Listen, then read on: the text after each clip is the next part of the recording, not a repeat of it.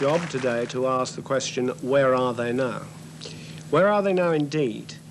We're talking about people who were once household names, but who in fact have disappeared from the public gaze. There have been many great names in variety, great double acts. The double acts, of course, include people like Morecambe and Wise, Flanagan and Allen, and Jewell and Warris. One asked, where are they now? Well, Jewell and Warris, I'll tell you, Jimmy Jewell is probably sitting in his flat in London, and Ben Warris, he's sitting next to me here. So, ladies and gentlemen, may I introduce Mr. Ben Warris.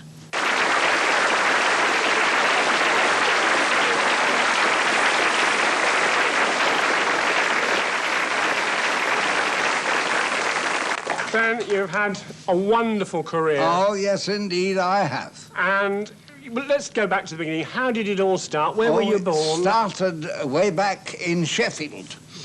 I was born in Sheffield on May the 29th, 1909, so I'm 83 and a bit now. Can I interrupt, and can we go back a little bit? Because if I remember rightly, you were born in the same bed as Jimmy Jewell in Sheffield. My auntie, Gertie, Jimmy's mother, when she had her firstborn, which was a girl called Mona, all mothers in those days went home to have their babies. So she went home to have Mona. My mother went home to have me, and Auntie Gertie went home for Jimmy. So we were all born in the bed where the two girls had slept together and brought up together in Sheffield. And in 14, naturally, the war broke out. So we went home, and on the paper was my father's calling up papers because he was on a volunteer reserve. Well, he went to the drill hall the next day, and I never saw him for 4 years. He went to fight. I believe my mother got a note to say that he was missing. Then he got another note to say missing, presumed lost, and then another note. Finally, my mother got a note that my father was dead. So naturally, there was great concern in our house. It was only me and my mother and Amelia. And my mother sold the house, and we went to live with my auntie, who was my mother's sister, and she was the mother of Jimmy. Jimmy Jewell? Yes. So Jimmy Jewell and I were 5 and 6 years of age. We played together as small children. And I always remembered a red fire engine with the fire at the back. And we used to fight. Who was going to drive the engine and who was going to sit at the back? And Jim and I always had a row about this. But my mother was stage-struck, very much so, and she thought she should be on the stage, which of course she never was. So she took it out on me. I'd got a big voice. I was not very big. I was a little boy. But I got a very powerful voice, you know, a very resilient voice. And I could sing, and I used to pick up things that she taught me. And we went to the theatre every week, 2 or 3 times a week. And I started to ape the people that she liked more than me, not me, because I didn't know what I was watching. I enjoyed it, but I didn't know. And finally, I settled on a song by Billy Merson, and I used to sing a number called Signora. Signora, Signora, are you coming out tonight? And I used to do a little dance. My mother started taking me to the base hospitals to sing for the wounded soldiers. I knew 2 or 3 songs. And I got a card at home, a very, very old card, and it's written, Dear Mrs. Warris, we are so pleased to know that you are coming to see us on Saturday with your little boy, who is once again going to sing for us. Is he changing his songs, and will he want a rehearsal with the pianist? That card is dated November the 27th, 1914. So I must have been 4 and a half when I was singing in the base hospitals. I went from base hospital to little concert parties, this and that and the other. And finally, we got a note, a very old piece of paper, all tattered and torn, and it said, Dear Polly, that was my father's name for my mother. Dear Polly, I am a prisoner of war, fit and well and alive in Germany. Letter following. And finally the war was over, and so my father And being with my mother, she had to come home before he was ready. So she came home, and I started in the concert parties again. There was one agent in Sheffield called Fred Reynolds, and he, through the grapevine, heard of this little concert party, and that there was a little boy in it, me, with this big voice. And I could ape Billy Merson and various people I'd got sending music, because in those days, you see, there was no published numbers. Mm-hmm. In those days, there was no published numbers. If you hadn't got your own songs, you couldn't work. But I got permission from Billy Merson and J.W. Rickaby and Lily Morris to sing their numbers. So this agent got me a date, and my first date was the Hippodrome Stockport in 1919, and I was 10. There was 5 people from Sheffield. Sandy Powell was one. He was a bit older than me. 2 girls called Iris and Phyllis. One played the piano, one sang. One girl became Phil Robbins, the singer, the crooner. And I was a little boy doing these numbers and just aping what my mother told me to do.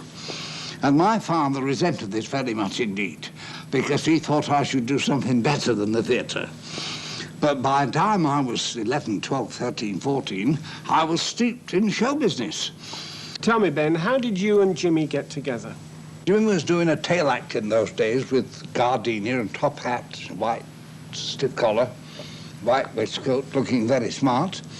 And I was doing a black-faced act in those days, when I blacked up and had a wig about mouth and sang mammy songs and danced. And Jimmy's father was on the bill, ironically, purely perchance. So Jimmy's father was there with Jimmy and me, all in the same variety bill. So we're talking on the stage with Mr. Rowe, the man who owned the theatre, when the girl opened the little door, back of the circle, and said, Mr. Rowe? He said, yes. Looked up and looked at her. She said, there's a telephone call from London. The double act can't come.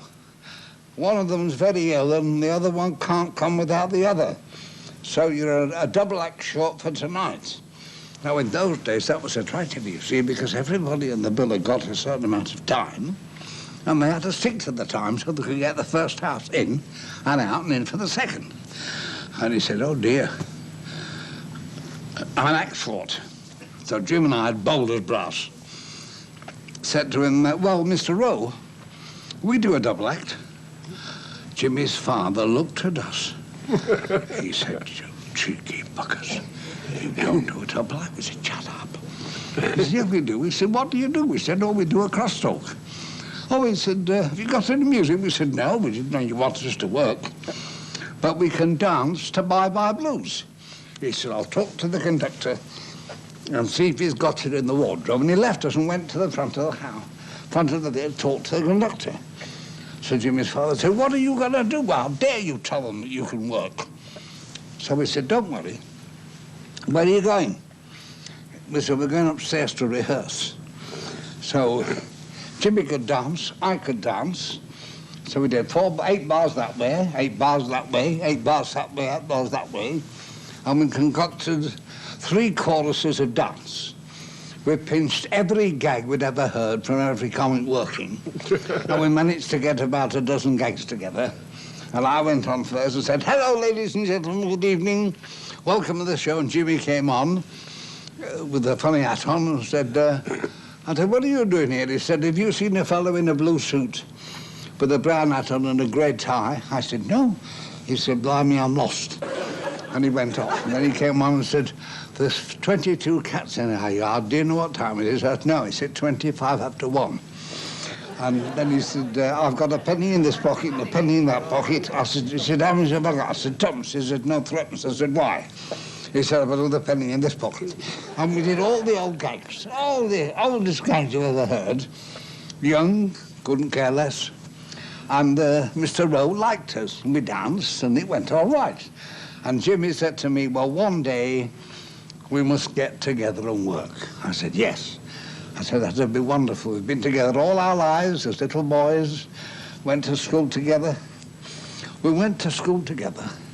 And after a week, the schoolmaster wrote to home and said, we'll have Jimmy Jewell "Oh, we'll have Ben Warris, but we won't have both of them. So take one of them away." So they took Jimmy away, and he went to another fiddler. But Jimmy said to me, "One day we'll work together." I said, "Yes."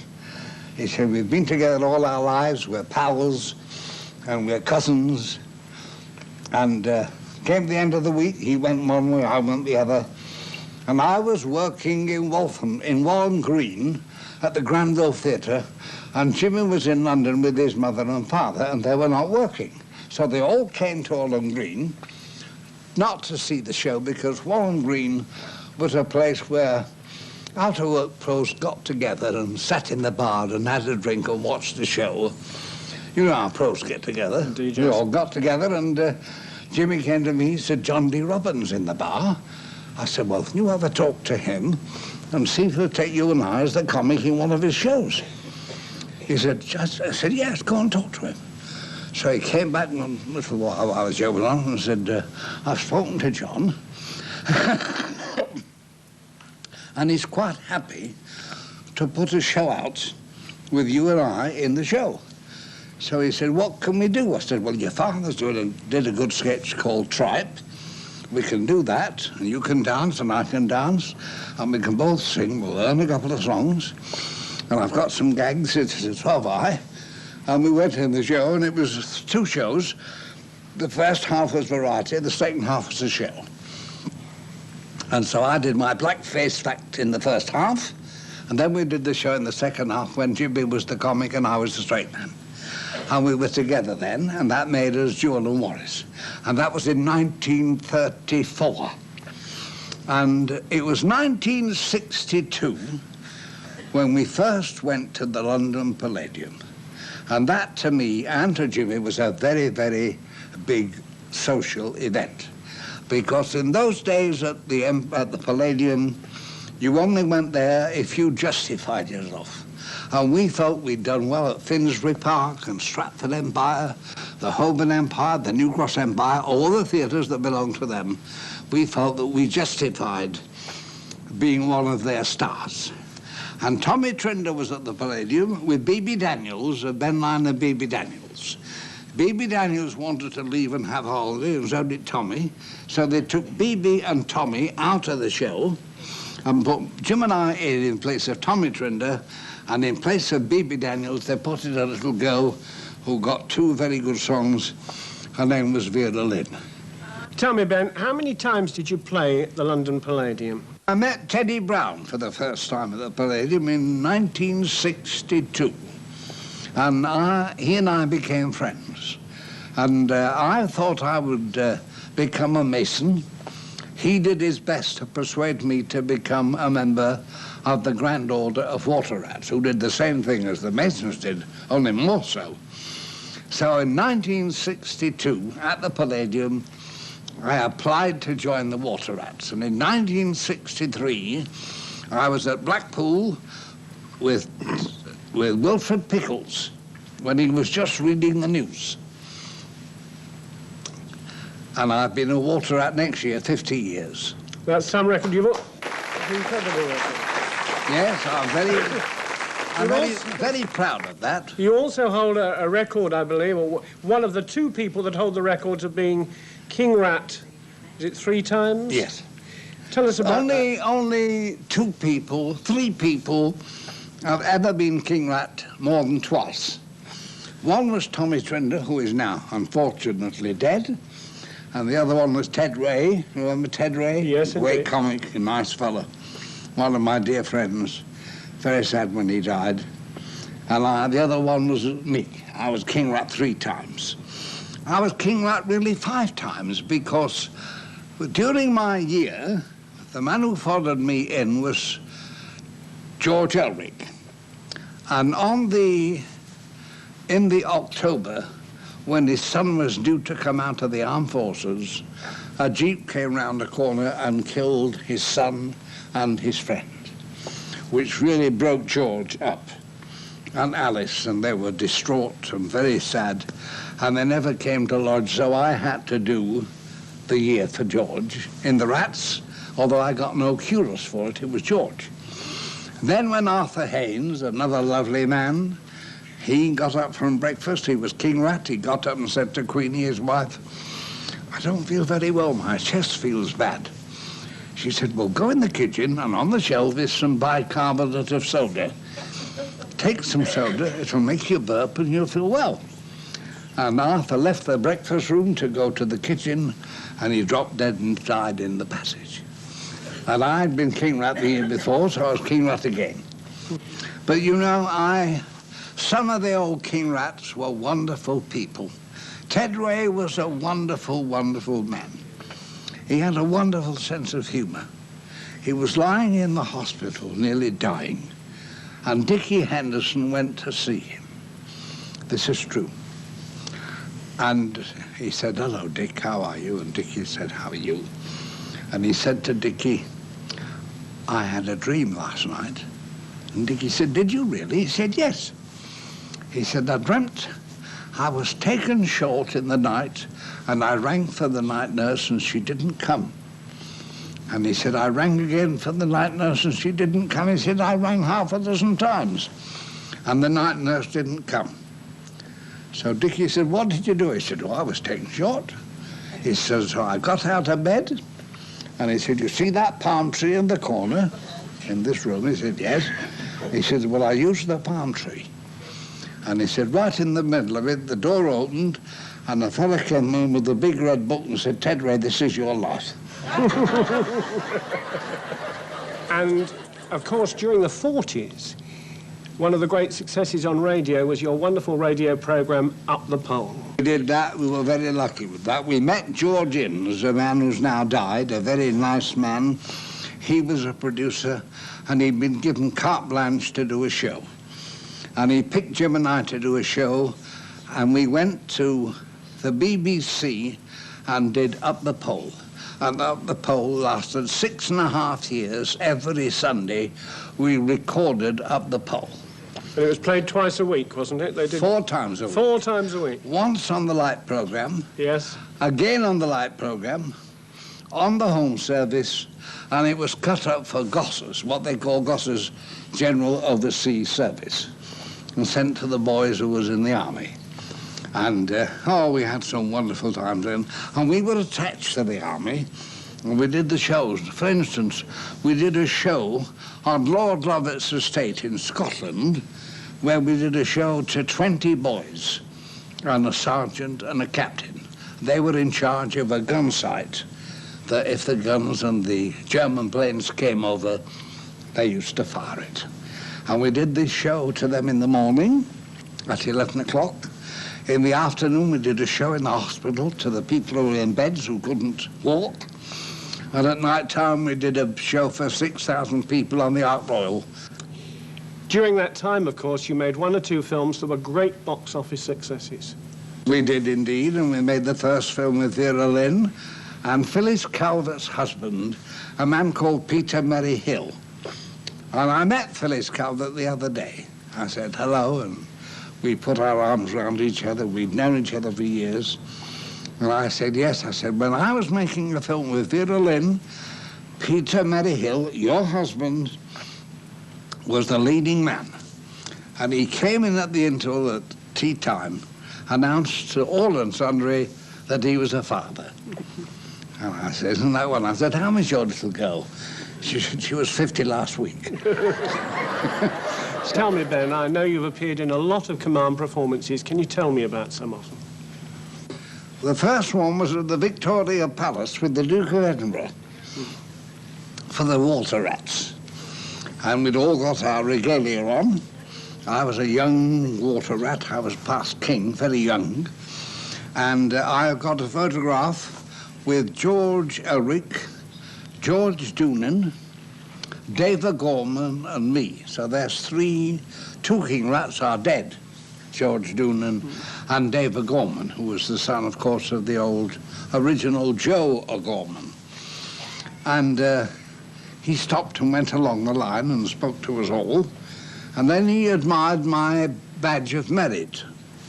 And he said, oh, and that's got Order of Merit, it's got OB. And he said to me, oh, he said, what's this for, old man?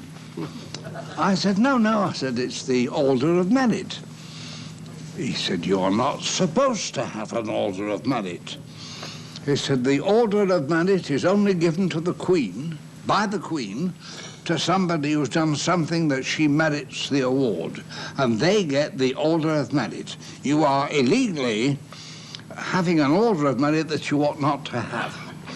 And there's only me and George Eric who's got an Order of Merit. Everybody else in the Water Rats in the last 40 years has got the Badge of Merit, but we've got the Order of Merit on the order and the instigation of the Duke of Edinburgh. You were, of course, one of the highest paid variety acts of your time. In those days, and it went on from there, and I said to Jim, and Jimmy said to me, we've done it. We are now going to be stars. Looking back then, what was the highlight of your career? Jim and I had some wonderful years together. 36 years we were together as a double act. We went round the world, Australia, New Zealand, South Africa. We even did television in America, and we did television in Paris, of all things. We bought a car from a man in Paris to use at the Palladium, a lovely car. It would do everything. Sit up and beg, stop and start, chasers, stop. Car would do everything and all. When we went off at the finish, all the back fell out and broke in two. A lovely prop. And this man and Jimmy and I, the man who taught us how to make the car work, we became very friendly, and he became the boss of the light entertainment in Paris. And he said to Jim and myself, if you've got anything that you could do 2 or 3 minutes, there might be a vignette or a bit. I could book you into one of the shows in Paris. So he wrote, his name was Gilles Margaritis. And he wrote and said, I can put you in the show in 2 or 3 weeks, wherever it was. And we went over there and we did a dumb show where we didn't speak, met a man who spoke English and French, and he asked us what we were going to do in English, and we told him in English, and then while we got ready, he told the audience what we were going to do, and that's how we got by. And we were with Brigitte Bardot, I'll never forget that. And, oh dear, what a beautiful girl she was. But not very far near us, because we were the comedian and she was the star. You were with Jimmy for all those years, right at the top of the tree, and suddenly the act broke up. What happened then? I think we played a pantomime in Retford. It wasn't very good. We didn't do very well. We were on the tail end of Jewel and Warris. Morecambe and Wise were becoming stars. And I felt, as Jimmy felt as well, that they'd beaten us to the punch, and that we were a bit, shall we say, old-fashioned. They were doing a different style of comedy. Very good, don't misunderstand me. Don't misunderstand me for 1 second that I didn't appreciate them, I did. But I knew that what we were doing would have to be, we'd have to get together and sort it out and become modern, which we were not. And I said to Jimmy, I said, I think the time has come for you and I to call it a day. But I stopped working with Jimmy, and I thought, well, that's me finished.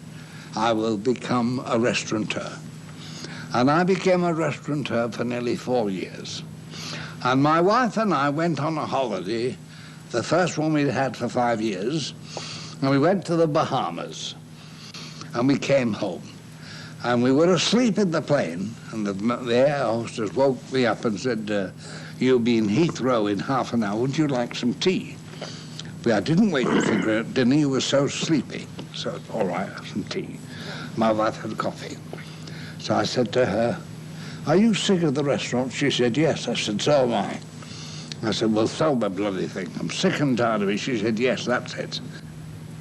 Then the phone went on the Saturday morning, and I thought it was a booking for the Saturday night. So I picked up the phone. I said, the Vineyard, good afternoon, can I help you? And the voice said, hello, Ben. I said, hello, who's that? He said, don't you remember me? I said, no. He said, it's Bernard Delfont. I said, Bernie Delfont, how are you, Bernie? I've known Bernie for years and years, when he was Delfont and Toko working with a Japanese girl with no money and getting £6 a week for two of them. And he said, what are you doing? I said, well, I'm still running the restaurant. He said, would you like to do a summer season? I said, where? He said, Blackpool. I said, blimey, I've done about 8 over there. He said, well, come again. Come and see Billy Marsh, who is Bernie Delfont's right-hand man. So I went to see Bernie. I sold the restaurant in the morning and went booked for Blackpool in the afternoon. I left the restaurant, went to Blackpool, and I was back in show business. Looking back over the years, is there anything you'd have changed? Anything you'd want to do again, perhaps? Life was wonderful, but it had to finish, and it finished. Jimmy's still working. Jimmy comes to see me quite a lot. We sit and reminisce, because that's all we've got to do. We can't talk about the future, and Jim and I can't, not as you or Warris, because there's no future. It's just reminiscing for old times' sake. Do you remember so-and-so? Do you remember so-and-so? And we laugh and laugh and laugh and sit together and reminisce about old times. And that's all I worry about, getting old and not being able to work. Well, Ben, you still are working. I've seen you work for the last... No, my legs are a bit dicey. I don't walk really well, but I miss it so much. And all my life... Ladies and gentlemen, Mr. Ben Warris.